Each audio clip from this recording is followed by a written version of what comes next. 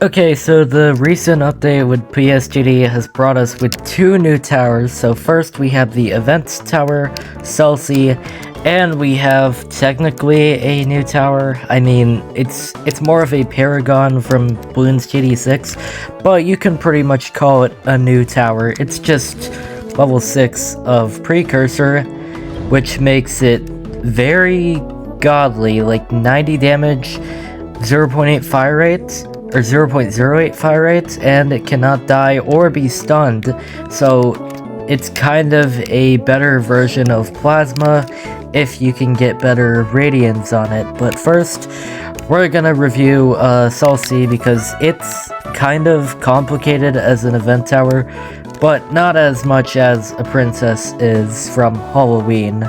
So level 1, pretty simple. I mean, she only does 11 damage and doesn't even have her archer equipment yet. She's only a spirit, but when you get her to level 2, there we go. Now she does 22 damage, so her damage doubles, and she can fire a barrage at the strongest enemy. So if I just do this, that's like 172 damage. I guess it's kind of good for the value, but level 3 honestly improves that. I gotta sell it so I can use the ability again. Level 3, she gets a burst now and AoE. So no matter how much... Oh, I'm clicking the wrong thing.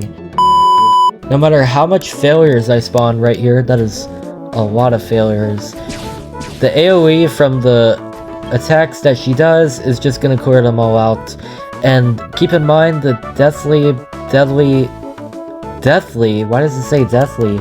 Okay, so level 4 is 28,000, and you're gonna see why, because not only does her damage get increased to 48, her ability also gets increased. If I use the barrage ability,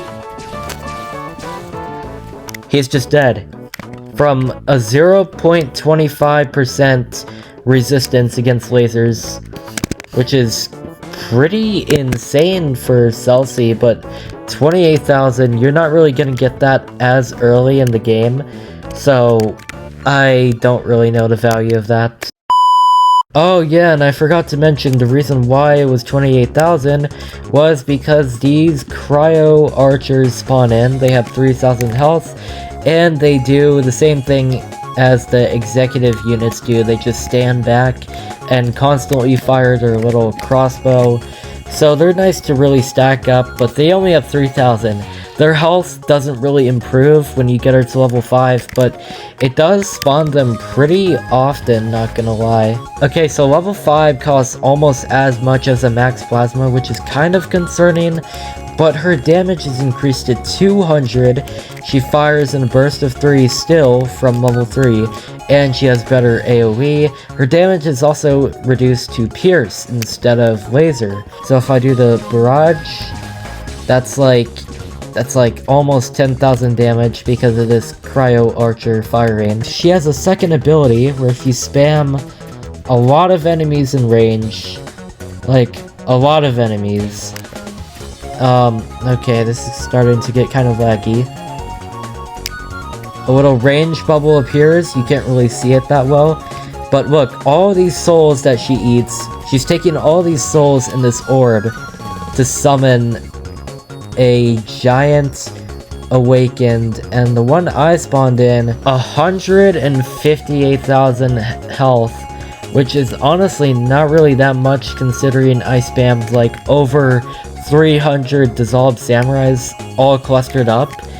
But he has a giant sword that he uses to attack, and I mean, the only good use for this ability is probably going to be on insane mode. I know if you try and do Commander 0, which is the solo insane mode achievement, it's really easy with Celsi because you can just abuse this ability, and look, he's about to kill all of them.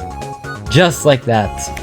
So, only good for insane mode and maybe endless mode, I don't know.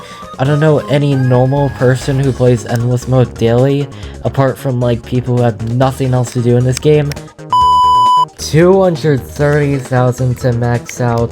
It does give a lot of buffs to precursors, because if you just spam a lot of them, you can upgrade the Radian, and the max Radian is like Radian 6, and for the damage, for like 90 damage, which is what you get at Radian 1, it's now 135 or 165 damage.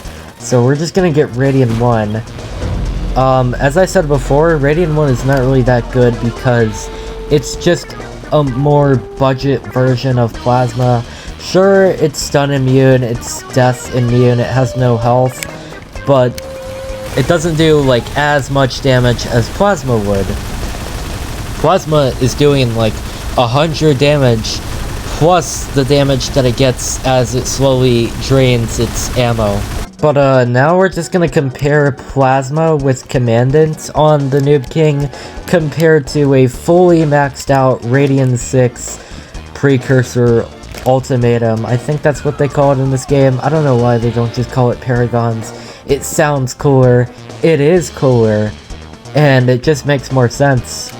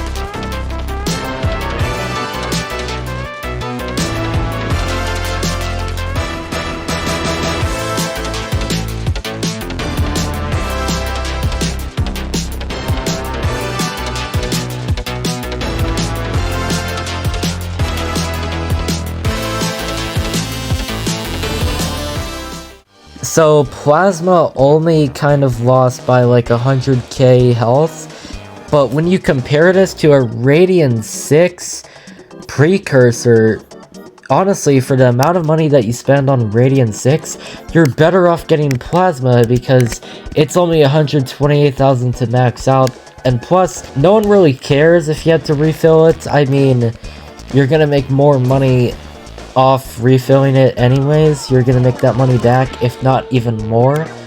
But the special thing about Precursor's Ultimatum is that this ability right here is amazing for tanking things like the Mind when he rages, because it multiplies your base HP by 16 or 6x. The more Radian you have, the more the multiplier is, but it doesn't really scale with Executive. So if I were to place Executive down and get to like 10,000 health, it's not going to scale it by that much. It's only going to scale it by the base HP, the HP that you start with as soon as the game loads in.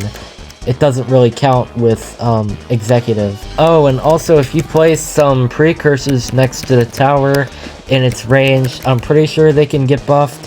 Yeah, they can get buffed. Plus 8 damage, minus that amount of fire rate. That is a amazing buff to have, especially on solo insane mode. The Precursor can pretty much be your only DPS tower as long as you have the ult form of the tower. I would say both of these towers are pretty good for insane mode and endless mode maybe. And probably the event as well, as long as this event lasts a long time. It's until April 1st, so go beat it while you still can. And yeah, I'll see you guys later when I actually make a video on Edge of Extinction. But yeah, just subscribe if you want, and I'll see you guys later. Goodbye.